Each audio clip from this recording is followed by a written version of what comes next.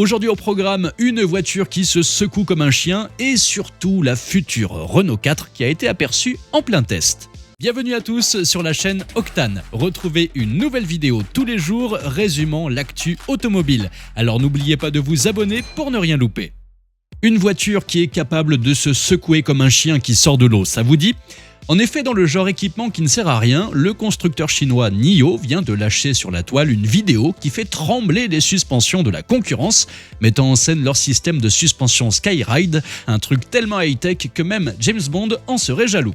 Imaginez-vous cela, des amortisseurs qui dansent au rythme d'une pompe hydraulique surpuissante et d'une installation électronique qui envoie des commandes en temps réel à chaque roue. NIO nous promet un confort digne d'un trône royal dans leur prochaine grande berline ET9.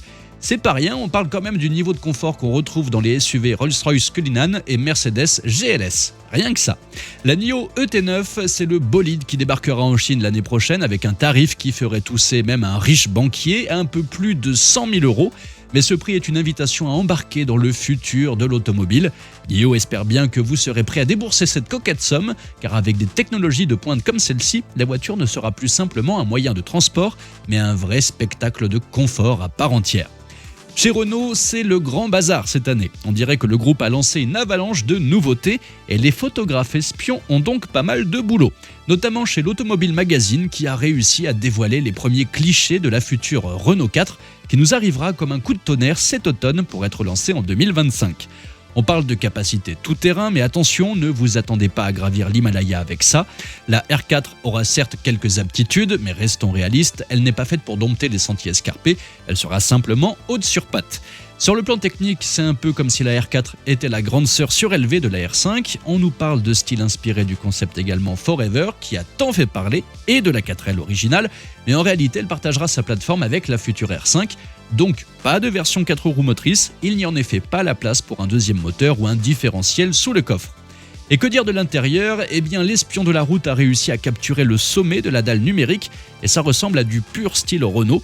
La R5 et la R4 partageront sans doute aussi leur ADN à l'intérieur, mais la R4 veut se démarquer avec un espace aux jambes à l'arrière et un coffre supérieur.